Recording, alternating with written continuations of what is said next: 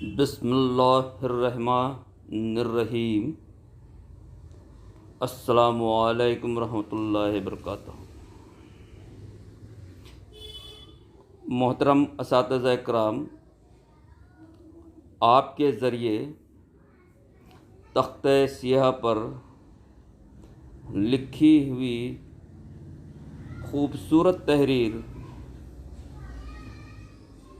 तलबा के हुसूल इल्म के लिए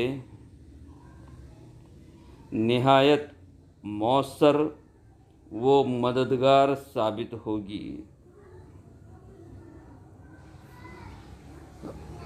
शिक्षक बंधू आणि भगिनींनो, शिक्षकांच्या सुलेखनाचे प्रतिबिंब विद्यार्थ्यांच्या अक्षरात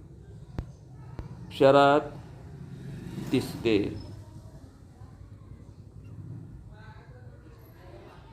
शिक्षकांचे सुंदर अक्षर विद्यार्थ्यांच्या सुंदर अक्षरांची हमी देतात।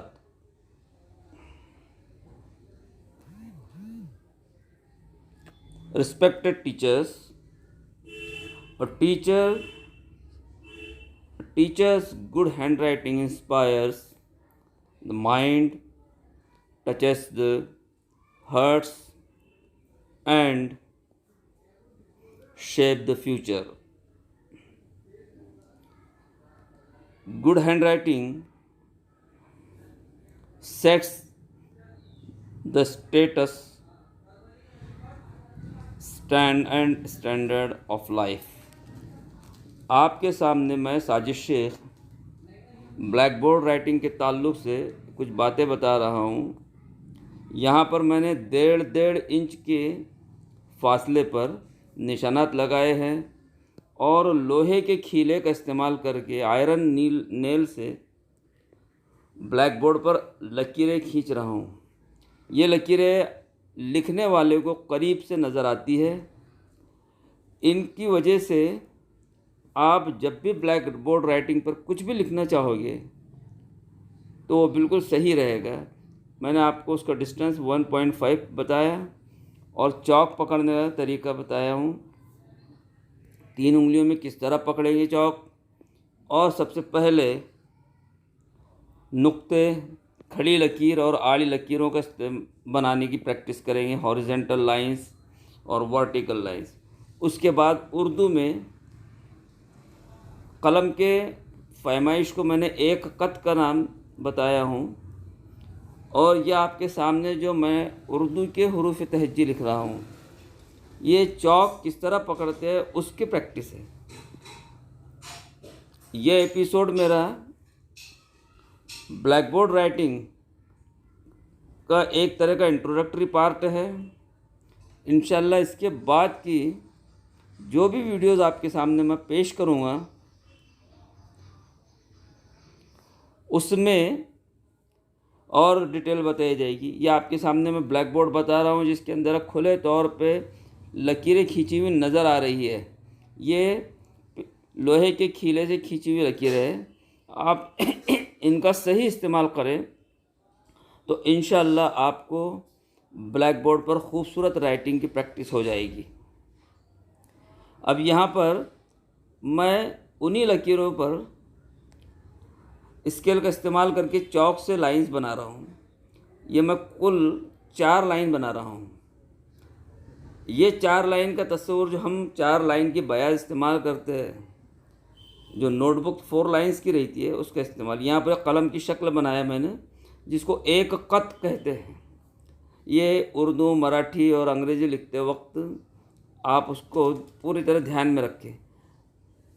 यहाँ पर आप अपने चौक यानी कलम की नीब को 45 एंगल यानी 45 दर्जे के ज़ाविये के निशान के लिहाज से रखें। जैसे ही आप चौक रखेंगे तो आपको ऊपर की जो टेढ़ी लकीर है वैसे नज़र आएगी। ये मैंने अलिफ को कैसे खींचते हैं वो बताया हूँ। आड़ी लकीर को खड़ी लकीर को जब नीचे खींचेंगे और बारीक करते जाएंगे, मोड़ेंगे, तो आपको खूबसूरत अलिफ नज़र आएगा। ये फिर बे, पे, ते, टे से उनकी शक्ल है। ये तमाम हुरूफ जो है ये हरफी उर्फ, फ़र्शी उर्फ हुर्फ कहलाते हैं, जिनकी एक बैठक होती है। ये एक ही लाइन के ऊपर चलते हैं। ये मैं आपको 4-4 लाइन्स और ये देखिए चौक कैसे पकड़ते हैं उसके लिहाज से यहाँ पर समझा रहा हूँ। अभी मैं जोड़ अल्फाज वगैरह के बारे में नहीं दूंगा, लेकिन जैसे सीन लिखना है तो आधे क़द का इस्तेमाल करते हैं। आधे क़द से मुराद जो हमारे नीब है, नीब का आधा हिस्सा, उसकी चौड़ाई का निसफ हिस्से का इस्तेमाल करके सीन का पहला बारीक शोशा बनाते हैं और बड़ा शोशा उसके ज़रिए। ये फिर स्वाद की जो ऊपर की गोलाई है वो उसका आधा हिस्सा लेते हैं नीब का, और नीचे की जो गोलाई है, मोटाई, वो कलम का पूरा हिस्सा लेते हैं। यहाँ पर मैं 3 लकीरों से थोड़ा नीचे जाकर सीन को मुकम्मल कर रहा हूँ, जो नून गुन्नी की शक्ल है। ये मैं हे बना रहा हूँ। ये जैसे अगर आप गौर से देखें तो ये ऊँट की शक्ल नज़र आती है, ऊँट के चेहरे की, और उसका जो पेट है वो अंडे की तरह रहेगा। यहाँ पर भी जब उसकी ऊँट की जैसी ऊपर की शक्ल बनाई है तो कद का आधा इस्तेमाल करेंगे और नीचे पूरी मुकम्मल चौड़ाई नीब की इस्तेमाल करते हैं। फिर ये 4-4 लाइन्स लेकर यहाँ पर ही देखिए मैंने रे बनाने की कोशिश किया हूँ। तो रे के लकीर खींचते हैं और उसको सिर्फ एक झटका मारेंगे तो आपको नीचे का जाविया जैसे तिरछा नज़र आएगा।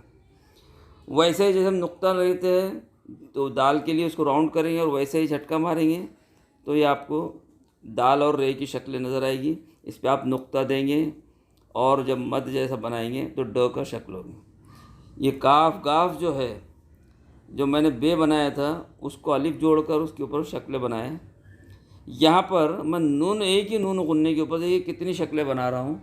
यहाँ पर हे, स्वाद, सीन, लाम, ये तमाम हर्फ, ये एक बैठक रहती है, एक प्रैक्टिस रहती है। जब आप इसको बार बार प्रैक्टिस करोगे तो इंशाल्लाह आप इससे मुकम्मल तौर पर माहिर हो जाएंगे। ये कोई किताबत नहीं है, लेकिन ये खुशनवीसी है ताकि बच्चों के अंदर सही उर्दू लिखने और पढ़ने की सलाहियतें पैदा हों। ये असातिज़ा के लिए ये सीखना नहायत ज़रूरी है। कोई अपने माँ के पेट से तो नहीं सीख कर आता, लेकिन प्रैक्टिस करने पर हासिल हो सकता है। मीम को देखिए, मैंने जैसे नुक्ता बनाते हैं, नुक्ते ही की तरह उसको लेके वापस टर्न लिया था तो मीम की शक्ल बनी। तोय जब बना रहा हूँ मैं तो ये अलिफ और स्वाद का निसफ हिस्सा लेके नीचे जैसा रे को झटका लगाए थे वैसे झटका लगाने के बाद ये तोय और जोई की शक्लें बनती हैं। ये ऐन की शक्ल बनाने के लिए ऊपर का हिस्सा देखिए आप, और ऊपर के हिस्से को फिर मैंने झटका लगा के नीचे से ये राउंड लिया हूँ। मैं इसके अगले एपिसोड में इंशाल्लाह इसको और मुकम्मल तौर पर बताऊँगा। ये हमज़ा, ये तमाम के तमाम, यहाँ पर अभी फ़े और काफ, बड़ा काफ वगैरह उसकी शक्लें बनाना बाकी है। वो अगले एपिसोड में आपको मुकम्मल तौर पे ये बनाए जाएंगी। अब यहाँ पर जो मैं ब्लैक बोर्ड पे राइटिंग जो ले रहा हूँ इसकी आपको मोटाइयाँ ज़्यादा नज़र आएगी। मकसद ये है कि जब भी आप राइटिंग को खूबसूरत बनाने की प्रैक्टिस करोगे तो जली हरफों का, यानी मोटे हरफों का इस्तेमाल करना, इससे चौक पकड़ना और हुरूफ के लिहाज से शक्ल को खींचना, इसकी प्रैक्टिस हो जाती है। तो यहाँ पर हम इसको खूब प्रैक्टिस कर लेंगे। इसका फ़ायदा हमको ये रहेगा कि जब भी कोई प्रोग्राम होता है और हमको स्कूल में ब्लैक बोर्ड पर उसके उन्वानात लिखने रहते हैं तो ये जो हुरूफ की हम प्रैक्टिस कर रहे हैं उसका बहुत ज़्यादा इंशाल्लाह आपको फ़ायदा पहुँचेगा। ये याय की शक्ल है, ये हमज़ा है। अब देखिए लंबा या है, ये यहाँ पर जो मैंने बनाया ये आधे कद का हिस्सा, इससे कलम को मोड़ते चला गया है और ऑटोमेटिकली आता है सभी चीज़ें। अब यहाँ पर ये मैं उन्हीं 4 लाइन्स के अंदर अंग्रेज़ी के हर्फ़ों के बारे में बता रहा हूँ। ये small a, capital b, capital a, इनका इस्तेमाल, चौक वैसे ही पकड़ा हुआ हूँ जो उर्दू के लिए हम चौक पकड़ते हैं, वैसा ही 45 दर्जे का ज़ाविया बनाने वाली शक्लों के साथ है और उसी को आप यहाँ पर इस्तेमाल करेंगे। ये तमाम हुरूफ अंग्रेज़ी के तमाम अल्फ़ाबेट्स देखिए आप, small B, small D, small E, small F, फिर कैपिटल जी लिख के बताया मैं, स्मॉल जी लिखे हैं हमने, ये एच। अब यहाँ पर जब आप कर्सिव टाइप का लिखेंगे तो उसको थोड़ा तिरछा लेके लिखने की कोशिश करेंगे, जैसे ए है, बी है, सी है। इसी तरह अंग्रेज़ी के ये तमाम हरूफ, इनमें थोड़ा तिरछापन मैंने इस्तेमाल किया हूँ और उनके ज़रिए चौक एक ही तरह से पकड़ूँ जैसे हम उर्दू के लिए पकड़ते हैं, और स्मॉल लिपि और कैपिटल लिपि इसका इस्तेमाल किया और ये तमाम हरूफ बनाने की कोशिश किया हूँ। खुशनवीसी में सबसे अहम चीज़ जो होती है वो हरूफ की शक्ल होती है। अब हम ये मराठी और हिंदी की जानिब आएंगे। अब यहाँ पर चौक जो है वो उल्टे तरफ से पकड़ा जाता है, जैसे हम उर्दू में और इंग्लिश लिखने के लिए पकड़ते हैं, उसके उलट सिमत में चौक पकड़ कर चलाया जाता है। और जिस तरह हम नस्तालिक लिखते हैं, ये उसी तरह मराठी की देवनागरी राइटिंग है। इस राइटिंग में ज़्यादा महारत हासिल होनी चाहिए क्योंकि ये इस राइटिंग की खूबसूरती है। यहाँ पर मैं तमाम हरूफ लिखने की कोशिश तो नहीं कर रहा हूँ, लेकिन कुछ ऐसे अल्फाज, ऐसे हरूफ जो जनरली हमको ब्लैक बोर्ड पर लिखना पड़ते हैं, तो उसकी बुनियादी शक्लें बनाने की कोशिश कर रहा हूँ। ये अभी मैंने ये जो पहला वीडियो बनाया, ये एक अपनी अदना कोशिश है। वैसे मालेगांव, बॉम्बे और वहाँ के असातिज़ा इसके माहिर होते हैं।